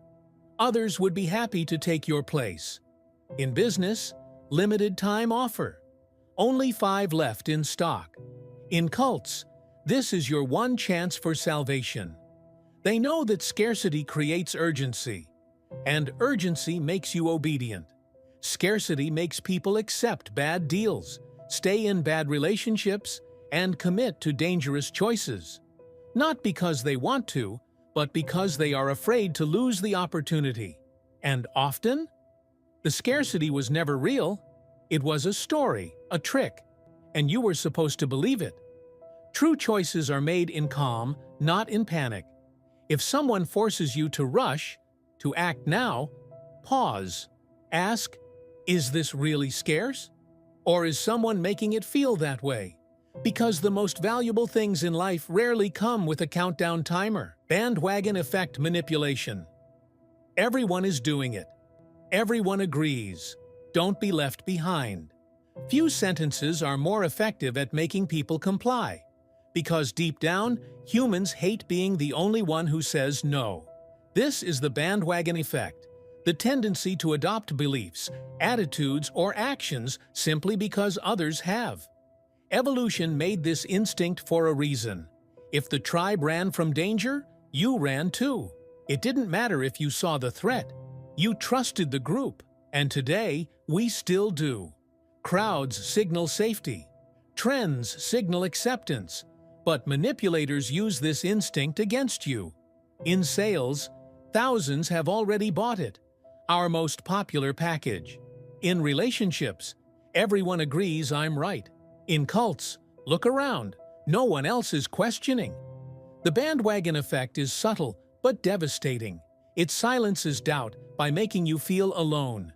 And people would rather be wrong with the group than right alone. In 1951, Solomon Asch demonstrated this in a classic experiment. Participants gave obviously wrong answers simply because others did. Logic failed. Truth failed. Social proof was stronger. And this is why manipulators create fake popularity, paid followers, staged applause, false reviews, not to convince you directly, but to make you follow the crowd. The bandwagon effect preys on loneliness. You don't want to be the outsider, so you agree, you comply, you follow, not because you believe, but because you fear being alone. But isolation is temporary. Regret is permanent. Ask yourself, do I agree because it's true, Or because everyone else seems to? Because sometimes the loudest crowd is just the quietest lie, low-balling. It always starts small, a harmless request, an easy agreement. It's just a small task. It won't cost much. It'll only take a minute. And you say yes. Of course you do. It feels safe. It feels fair. But soon after, the price rises. The demand grows. And yet, you stay committed. This is low-balling. A manipulation tactic that gets you to agree to something small, only to trap you into something much bigger. Psychologists first documented the low-ball technique in the 1970s. Researchers Cialdini, Cacioppo, Bassett, and Miller found that people who first accepted a small request were far more likely to stick with it even when the terms changed for the worse. Why? Because humans seek consistency. We don't like backing out once we've said yes. The manipulator knows this. In sales, they advertise an amazing deal. Once you agree, they reveal hidden fees, restrictions, or additional costs. And yet, most people go through with the purchase, not because they want to, but because turning back feels harder than moving forward. In relationships, low-balling is used emotionally. Let's just be friends. Then, actually, I expect more from you. Just help me with this one thing. Then, now that you've started, can you handle the rest? Step by step, you commit to more than you ever agreed to, and you blame yourself for feeling obligated. Low-balling works because we hate feeling inconsistent. We'd rather stick with a bad choice than admit we were wrong. So we stay, we comply, we invest more. All for the sake of commitment. But commitment should be voluntary, not forced through deception. When you find yourself facing shifting terms, rising demands, or hidden expectations, ask, did I agree to this, or did they change the deal after I said yes? Because true agreements don't require tricks, or in-the-face technique. Imagine someone asks you for something outrageous. Can you donate $10,000 today? You decline. Of course you do. Moments later they ask, well, what about just $100? Suddenly, that second request feels reasonable, even though you had no intention of giving anything at all. This is the door-in-the-face technique, a manipulation tactic designed to make you accept by comparison. This technique has been proven time and time again. In a classic study, researchers found that people were far more likely to agree to volunteer for 2 hours after first refusing a request to volunteer for 2 years. It's not logic, it's contrast. The small request feels like a relief after the big one. Manipulators use this to lower your defenses. In negotiations, we were hoping for $10,000. Later, but we'll settle for $5,000. In relationships, you're okay with this one small thing, right? It's not like I'm asking for everything. By starting with the impossible, they make the unreasonable seem reasonable. The trick is subtle. You walk away thinking you got a better deal. At least it wasn't as bad as the first offer. But in truth, you gave more than you ever planned.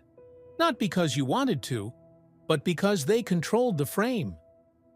Door in the face isn't just about sales or favors. It's about training you to accept less than you deserve by overwhelming you first.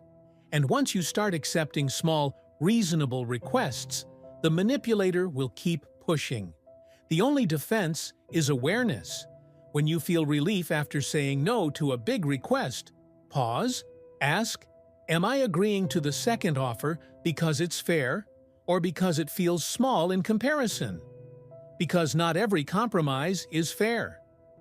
Public shaming. Imagine being surrounded by eyes, all watching, all judging, and worse, all directed by someone who knows exactly how much you fear the crowd. This is the weapon of public shaming, a manipulation tactic designed not just to punish, but to control. Public shaming is as old as humanity. From village stocks to public floggings to modern social media mobs, The fear of public humiliation has always kept people in line. It doesn't just hurt.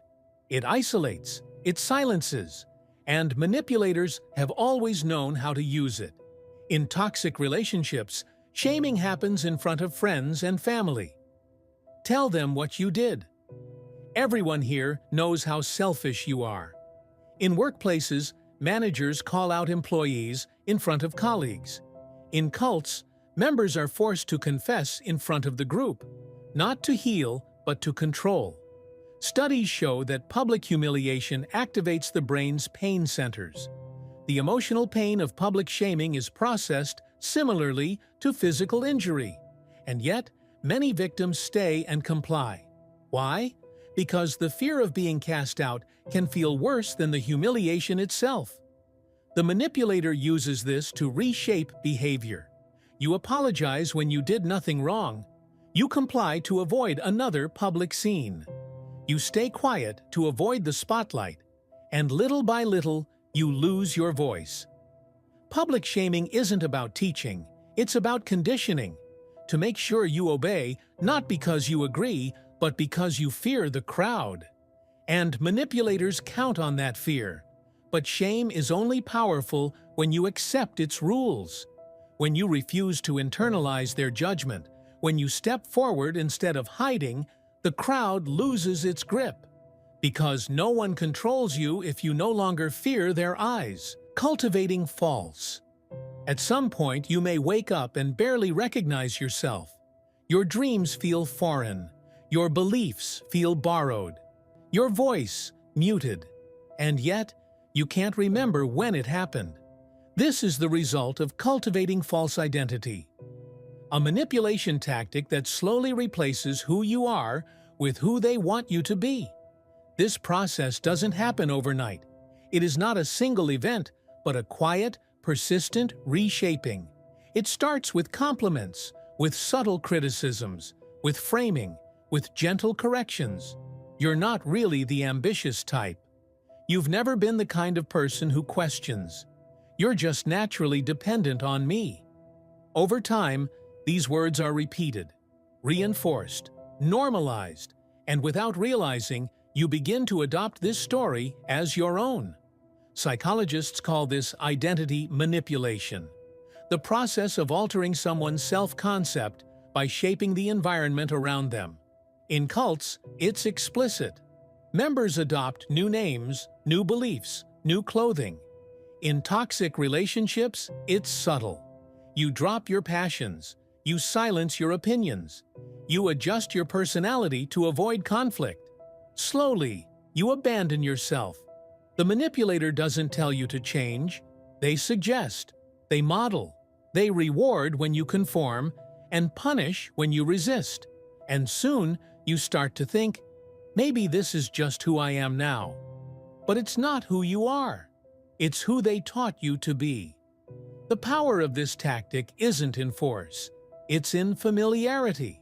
By the time you realize how far you've shifted, your false identity feels comfortable. But comfort doesn't mean truth. And the most dangerous trap is the one you no longer see as a trap. You are not your manipulator's creation. The parts of you that remain silent, buried, ignored, they never left. And the moment you question, whose voice am I living by? You begin to find your way back. Memory manipulation. Your memories feel like anchors, fixed points in your story, moments that define who you are. But what if those anchors could be moved? What if your memories aren't as solid as you think? This is memory manipulation, a technique that distorts what you remember until you can no longer trust your own mind. Memory is fragile. It is not a recording. It is a reconstruction. Every time you recall a memory, you change it slightly. You fill gaps with assumptions. You rewrite the story. Manipulators know this, and they exploit it. In toxic relationships, it sounds like, that never happened. You're remembering it wrong. You always exaggerate. Over time, you begin to doubt. Maybe I did overreact. Maybe I'm misremembering. Maybe it wasn't so bad.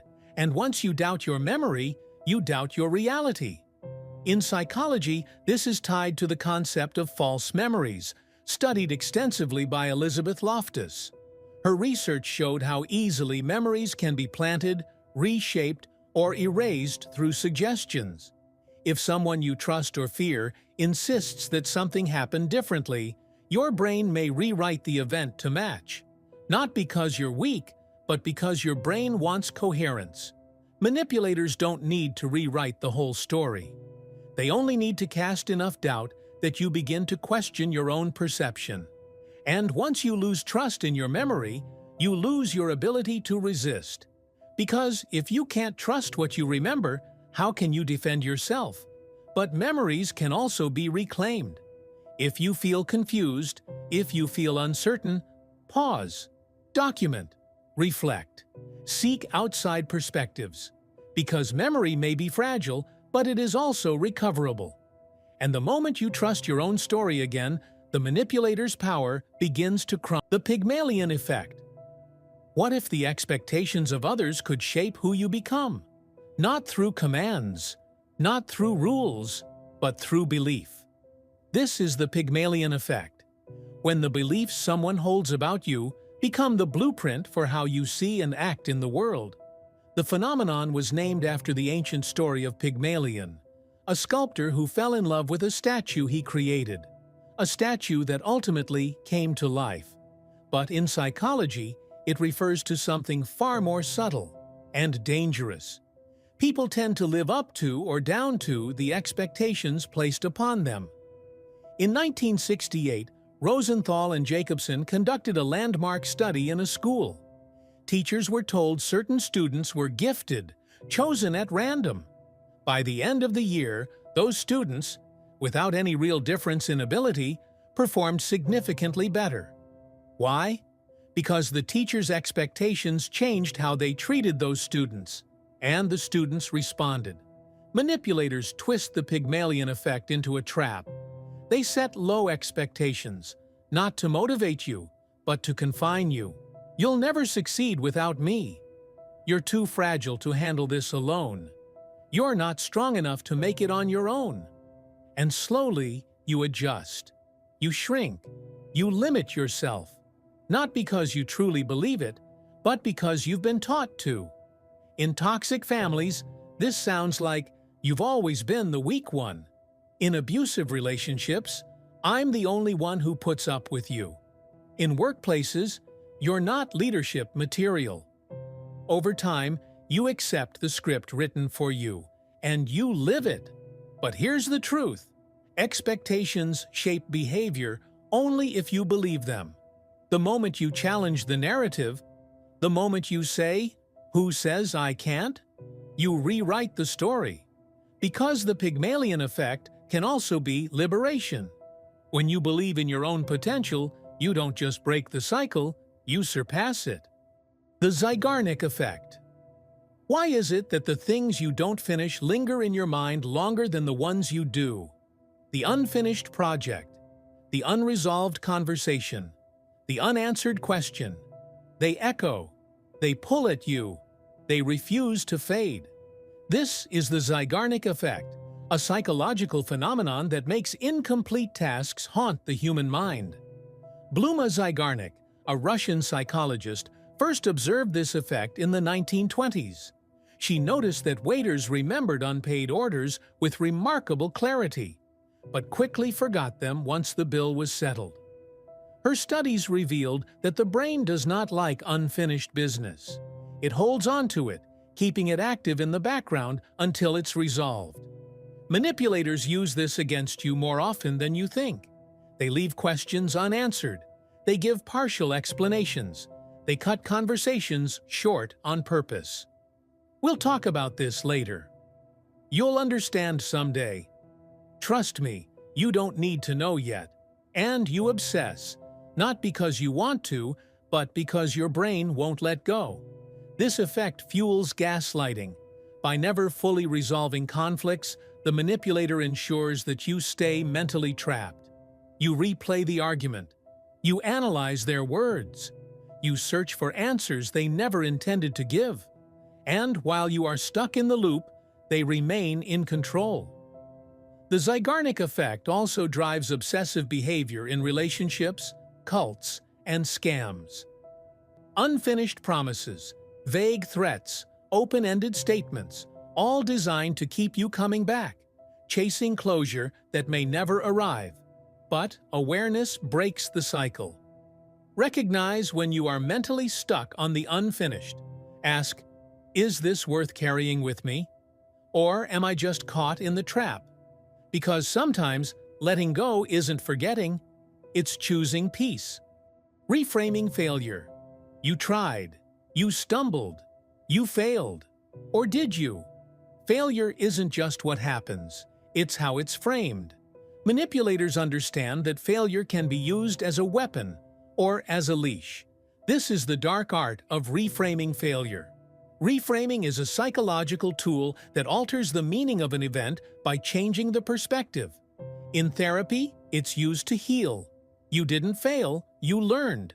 But in manipulation, reframing is used to trap. You failed because you didn't listen to me. You see? Without me, you'll never succeed.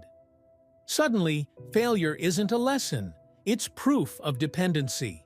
In toxic relationships, every mistake becomes evidence that you need them. In cults, setbacks are framed as tests of loyalty. In manipulative workplaces, poor performance is blamed on you, never the impossible demands or the toxic environment. You begin to doubt your own competence, not because you are incompetent, but because the failure has been reframed. Psychological studies show that how we interpret failure shapes our future behavior. Those who see failure as a reason to adjust grow.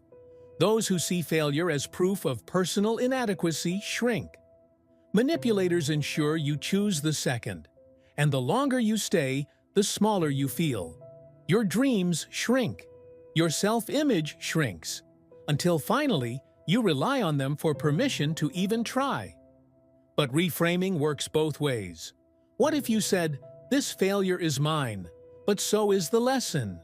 What if you saw their manipulation for what it is? Because the real failure isn't in stumbling, it's in believing you were never meant to walk. The endowment effect. Why is it that we cling to things simply because we already own them? A worn-out jacket, an unhealthy relationship, a broken belief. We don't keep them because they serve us. We keep them because they feel like ours. This is the endowment effect, the irrational tendency to overvalue what we already possess. In the 1990s, behavioral economists Kahneman, Knecht, and Thaler proved this bias.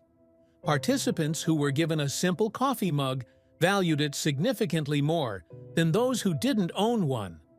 Ownership increased perceived value, even when the object was objectively worthless. Manipulators use the endowment effect to keep you invested. After all we've been through together, don't throw away everything we've built. They remind you of the time, energy, and emotions you've already given. And you? You hesitate to walk away. Not because it's good for you, but because it feels like yours. In toxic relationships, this is why you stay. In cults, this is why members sacrifice more and more, believing that leaving would mean all that pain was for nothing. In bad investments, this is why you refuse to cut your losses. We fear wasting what we've already paid. But what if the real waste is staying? Psychology calls this the sunk cost fallacy, the belief that past investment justifies future suffering. Manipulators depend on this. They don't need to offer anything new. They only need to remind you of what you've already given. But value isn't measured by the past. It's measured by the present, by the future. And sometimes the bravest thing you can do is walk away from what no longer serves you. Not because you lost, but because you finally decided to stop paying. The power of touch, a hand on your shoulder, a comforting hug, a gentle touch on the arm. Simple, harmless gestures. Or are they? Touch is one of the most powerful tools in human communication, and in the wrong hands, it becomes a weapon. This is the power of touch, a manipulation tactic so subtle you often thank them for using it. Touch bypasses logic and speaks directly to the nervous system. Studies show that human touch releases oxytocin, the bonding hormone. It calms, it soothes, it creates trust. And manipulators know this. They use touch not just to comfort, but to control. In relationships, the toxic partner touches in moments of argument, not to resolve the issue, but to soften you, to short-circuit your defenses. In cults, physical rituals, holding hands, group hugs, shoulder touches, bind members emotionally to the group. In high-pressure sales, a casual touch makes you more likely to agree. Touch creates false intimacy. You feel close, safe, understood. But what you're feeling isn't trust. It's a biological response to oxytocin, and the manipulator relies on that. They know that if you feel good, even briefly, you will comply. But here's the most dangerous part. The manipulator isn't just changing how you feel about them, they are changing how you feel about yourself. You begin to doubt your discomfort. If I felt safe when they touched me, maybe they aren't so bad. But they are, and they know how to use your biology against you. Touch is powerful. In the right hands, it heals. In the wrong hands, it binds. And the only way to protect yourself is to ask, am I feeling connection or conditioning? Because sometimes the hand on your shoulder isn't reassuring you. Loss aversion. Imagine you're offered two choices. Option A, gain $100. Option B, avoid losing $100 you already have. Most people, without hesitation, will fight harder to avoid losing than to gain. This is loss aversion, one of the most powerful and easily exploited psychological principles. You don't fear missing out on a win. You fear losing what you already believe is yours. Loss aversion is not just a theory. It was identified by Daniel Kahneman and Amos Tversky, who showed that people experience the pain of loss twice as intensely as the pleasure of gain. Losing $100 feels far worse than winning the same amount feels good. This is hardwired, and manipulators know it. You're going to lose me. Do you really want to risk throwing all this away? Act now before it's too late. It doesn't matter if the relationship is toxic, the deal is bad, or the opportunity is fake. The fear of loss makes you hold tighter, not because you want it, but because you fear losing it. In abusive relationships, the abuser frames themselves as irreplaceable. In cults, members are told that leaving means losing everything. In sales, limited time offers create panic, not because you want what's offered, but because you fear losing it. Loss aversion makes you cling to people, beliefs, and situations that no longer serve you. It blinds you to better options, because walking away feels like losing, even when it's winning. But leaving isn't losing, it's choosing. The most dangerous loss isn't material. It's losing yourself. And no deal, no person, no promise is worth that price. The placebo effect. You take a pill. Minutes later, you feel better, relief, calm, healing. But the pill was sugar, no active ingredients, no medicine. Yet your body responded as if it were real. This is the placebo effect, where belief itself creates change, and manipulators know how to turn it into a weapon. The placebo effect has been proven in countless studies. Patients given fake treatments report real improvements, because the brain responds not to the pill, but to the expectation. Belief can trigger chemical changes, reduce pain, lower stress, even improve physical health. Expectation shapes experience. Manipulators use this without pills. They offer false hope, fake healing, empty promises. I will fix you. Trust me, this is exactly what you need. And when you believe, you may actually feel relief. But it isn't them, it's you. Your belief in them creates the effect. In cults, this is why members report feeling transformed after rituals. In toxic relationships, this is why victims feel temporary peace after empty apologies. In sales, this is why scams work, because belief in the solution brings temporary relief. But belief can become the trap. You return again and again, not because the solution works, but because your mind wants it to work. And every time you feel a little better, you give them more power. The placebo effect proves how powerful you already are. But manipulators want you to believe it's them. The truth, you are the one changing, and you can heal without the false healer. Decoy effect. Imagine you're offered two options. Option A, a premium package for $100. Option B, a basic one for $50. You hesitate. Then, option C appears, a medium package for $95. Suddenly, option A feels like a bargain. You choose it, not because it's better, but because you were tricked. This is the decoy effect. The decoy effect happens when a third, inferior option, the decoy, is introduced to make another option look more appealing. It's irrational, it's automatic, and it works consistently. In experiments, people's choices shift dramatically when a decoy is present, even when the decoy has no real value. Manipulators use this to make bad deals look good, abusive partners look not that bad, and toxic ideologies look reasonable. At least I'm not as bad as them. Compared to what others would do, this is fair. The decoy isn't an offer, it's a distraction. In relationships, you compare your partner's abuse to someone worse and feel grateful. In negotiations, you accept a mediocre deal because it looks better than the decoy. In cults, members accept extreme demands because compared to an even more extreme option, they seem reasonable. But the truth? It was never reasonable. The decoy effect works because it feels like choice, but you were never choosing freely. You were being steered.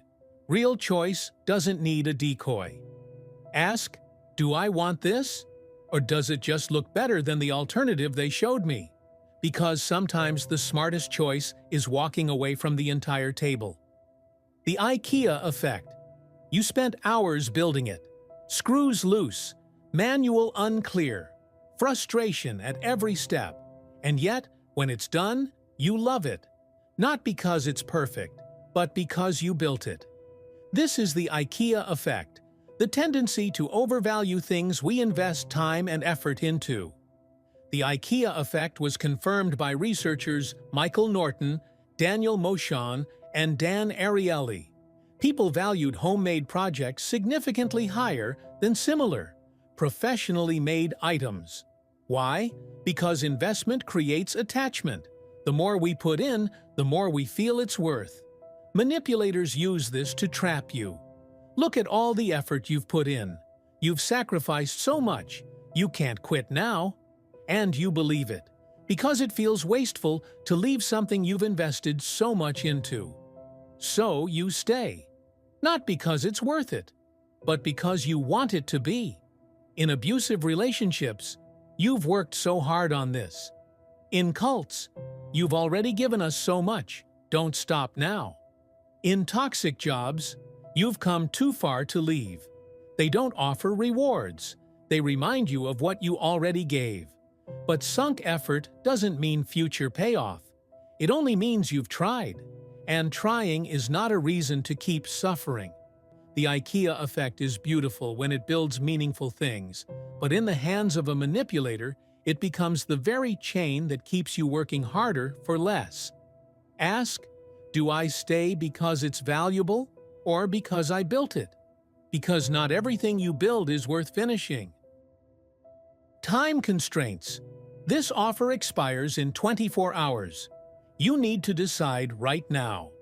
There's no time to think. These phrases are not about urgency, they are about control.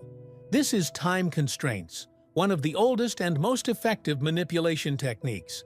It pushes you into decisions by making you believe that if you hesitate, you'll lose everything. Psychologically, time pressure disrupts critical thinking. Studies show that when faced with tight deadlines, the brain prioritizes quick resolution over careful analysis. The primitive mind fears missing out. It fears losing an opportunity more than making a bad choice. Manipulators depend on this. In sales, buy now or the deal is gone forever. In relationships, decide now, are you in or out? In cults, tonight is your only chance for salvation. Notice how the manipulator frames waiting as dangerous, not because you lack options, but because you lack time. Time constraints create panic. They make you say yes before you fully understand the question. You don't evaluate the options. You react to the clock, and the manipulator walks away with your compliance, not because you agreed, but because you were rushed. The real trap? The deadline is often a lie. The offer doesn't really expire. The choice was never truly urgent, but you believed it because your brain screamed, "Decide now." If you ever feel rushed into anything, pause. Ask, is this really urgent? Or is someone making it feel that way? Because most manipulative deadlines aren't deadlines, they're traps. Emotional contagion. Emotions spread like wildfire. You smile when others smile. You feel fear when others panic. You tense up when the room goes silent. This is emotional contagion, the unconscious tendency to absorb the emotions of those around you. And like every powerful instinct, manipulators know exactly how to exploit it. In the 1990s, studies showed that people automatically mirror the facial expressions and emotional states of others. It happens without effort, without awareness. If the group is happy, you feel happier. If the group is anxious, you feel the same. But what happens when someone deliberately controls the emotional tone? Manipulators don't always argue or rationalize. They change the emotional atmosphere and let the rest happen naturally. In cults, group rituals are designed to overwhelm with shared joy or fear. In relationships, emotional outbursts, crying, yelling, silent treatment, draw you into their storm. And once you share their emotion, you lose your ability to step back and judge. The manipulator wants you to feel what they feel, so you join their urgency, their panic, their euphoria, without ever questioning whether it belongs to you in the first place. Because if you feel it, you'll act on it. This is why manipulators rarely debate facts. They create moods, and you, without realizing, follow. You accept their urgency, their certainty, their fear, because emotions bypass logic. But you can pause. You can ask, is this my emotion or theirs? And often, when you step back, you realize you were never the one feeling that way. You were just catching it. Exploiting mirror neurons. Inside your brain are special cells designed to imitate. When you see someone smile, they fire. When you see someone cry, they fire. When you watch a movement, your brain prepares to copy it. These cells are called mirror neurons. They allow empathy. They allow connection. But they also create an opening for manipulation. Discovered in the 1990s, mirror neurons were first observed in monkeys. Later, scientists realized humans have them too. They are the reason we flinch when someone gets hurt, or smile when someone laughs. Mirror neurons make us human, but they also make us susceptible. Manipulators don't just rely on words. They control their expressions, their body language, their energy to trigger your mirror neurons. They cry so you feel their sadness. They act afraid so you feel their fear. Not because you want to, but because your brain is wired to match. In abusive relationships, they act helpless, making you feel responsible. In cults, leaders model intense devotion and the members mirror that devotion automatically. In sales, high-energy presenters make you feel excitement even when logic tells you to hesitate. Mirror neurons don't ask if it's safe. They don't verify. They respond. And this makes you easy to lead. Not because you agree, but because your biology wants to connect. But biology is not destiny. You can notice when you are mirroring. You can pause and ask, is this my feeling or theirs? Because the ability to feel with others is a gift, but in the wrong hands, it becomes the leash. The power of playing dumb. They stumble over their words. They forget details. They shrug and say, "Oh, I didn't realize." You let it slide. You make excuses. You even explain it to them, thinking they just don't get it. But what if they do? What if they understand exactly what are they doing? This is the power of playing dumb, a manipulation technique where pretending to be harmless becomes the perfect disguise. At first glance, it seems innocent. Forgetfulness, incompetence, confusion. We are taught to be patient with people who don't understand. We are taught to explain, to forgive, to help. And manipulators know this, so they play dumb, not to learn, but to avoid accountability. In toxic relationships, I didn't realize that hurt you. I didn't think it was a big deal. In cults, we didn't know the full consequences. In workplaces, I'm just bad with numbers. I didn't notice the deadline. But somehow, their mistakes always benefit them. And the one who suffers is you. Psychologists recognize this pattern as strategic incompetence. The manipulator acts incapable until you take responsibility for them. You do the work. You fix the problem. You carry the blame. And they? They remain the poor, helpless victim. It's not stupidity, it's strategy. Because if they can convince you they're clueless, you'll do it for them. And once you begin to excuse their behavior, you become their tool. The defense? Stop assuming ignorance. Ask, is this a mistake or a pattern? Because true mistakes happen once. Manipulation happens again and again and again. Mind control.